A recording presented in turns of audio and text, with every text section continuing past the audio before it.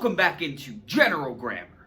My name is Mr. Goodie Grammar, and I'm here to provide you with all your English grammar needs. Let's get it started. But before we begin, make sure to download the free guided notes in the description box below. The notes and the episode have matching badges that help you follow along with each section. Also, underline any maroon text that appears in the episode to identify key concepts and key terms. It's the shopping list your mom always forgot to take to the grocery store. Today, we're going to talk about something that's simply amazing. But before we can do that, let's go ahead and jump into a Basketbreaker.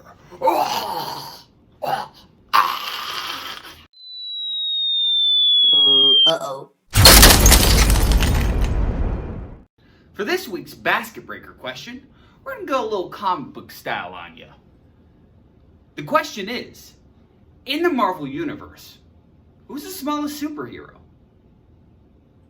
Who's that superhero? It's Ant-Man! Yeah! Speaking of Ant-Man, even though he was small, he could still pack a punch. Just like today's topic. So let's go ahead and drink up some radioactive waste. Go, go, go, go, go, go, go! 3, 2, 1. Today's topic is all about simple sentences. Ha ha! But what is a simple sentence? A simple sentence is the most basic sentence that one can compose. It contains a subject and a predicate. In essence, it's just one independent clause. Example: the vivacious velociraptor performed a tap dance. Keep on tapping and I'll keep a snapping. In this example, it is a simple sentence because it has a subject, velociraptor, and a predicate, performed a tap dance.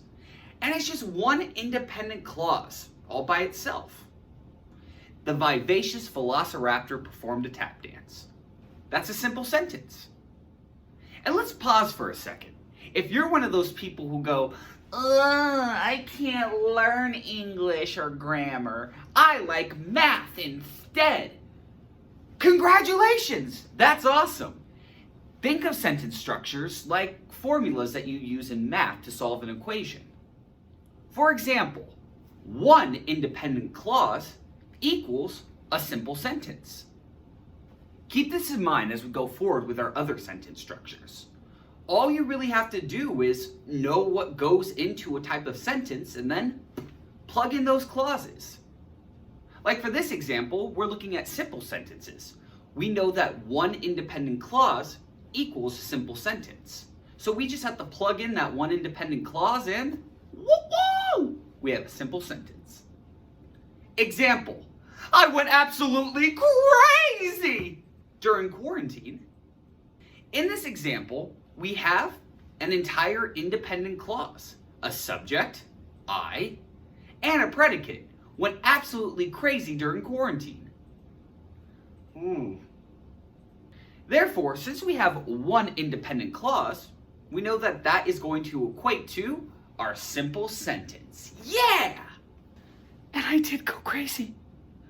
I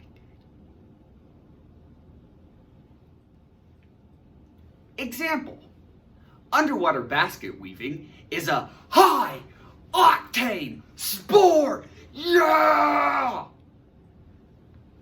If you notice in this, underwater basket weaving is our subject, and is a high octane sport is our predicate. That makes complete sense all on its own.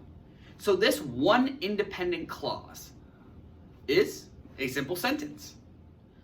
But why are simple sentences important? I got the answer for you. Not only do simple sentences act as a foundation for the other sentence structures, but they also have strong rhetorical effects.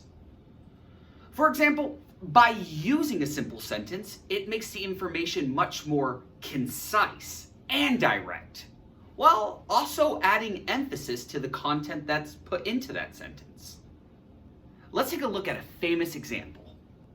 In the novel, The Stranger by Albert Camus, he starts the novel off with a little bit of a bang. The first sentence is, "Mother died today, period." This simple sentence, although it's like, wait, what? Definitely an upper, haha, is very strong in its rhetorical effect. It's concise, it's direct, it's matter of fact. And it adds that emphasis to draw the reader in. Mother died today, period. The finality of it all. In fact, when you have a simple sentence, your reader's eyes go right to it.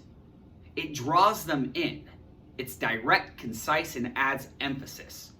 So usually save those 1-2 punches in your writing when it comes to your simple sentences.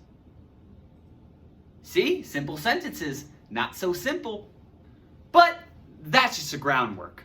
I think we need to ask for some employee assistance. We need some employee assistance. For this section, what I'm going to do is I'm going to read you a couple of sentences. What we're going to do together is we're going to try and find out if each sentence is an example of a simple sentence. I want you to keep these 3 questions in mind, though. Does the sentence have a subject? Does it have a predicate? And is it an independent clause? If you can answer yes to those 3 questions, you have a simple sentence. Let's go ahead and try and find them. Example, the bandit stole the ice cream from the baby. It better have been strawberry. In this example, we do have a clear subject, the bandit, and a clear predicate, stole the ice cream from the baby. Also, this is an independent clause. It's a complete thought that stands on its own. The bandit stole the ice cream from the baby. Therefore, this is an example of a simple sentence. Example, my esophagus feels like it has processed glass.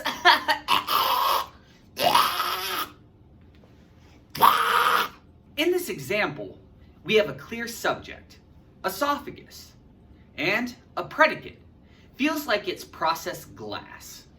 Also, this is an independent clause because it can stand on its own.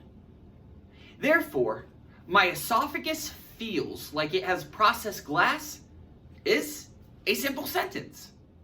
Example, the sloth mistook its arm for a branch and fell to its death. Hang on! Just hang on! In this example, the subject, sloth, is followed up by the predicate, mistook its arm for a branch and fell to its death. Also, it's an independent clause because it can stand on its own. Therefore, this is an example of a simple sentence. Right? Yeah! Don't fall! Simple enough, right? You've learned a lot today, so I think it's about time that I check you in the aisle. Let's go! For this week's aisle check, what I want you to do is, I want you to create your own original, simple sentence. Again, it could be about whatever you want it to be about, but it must be in the form of a simple sentence. Therefore, it's pretty much the same as writing an independent clause. Once you have that, go ahead and put that into the comment section. If it makes us laugh and it's grammatically accurate, we'll give you a shout out on an upcoming episode or Instagram. So, what are you going to create? Let's find out. And go ahead and check out.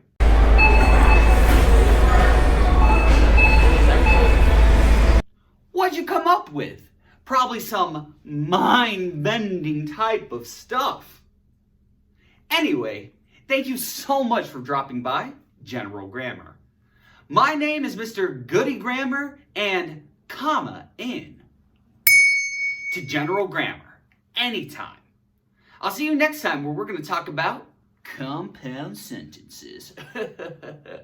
Bye.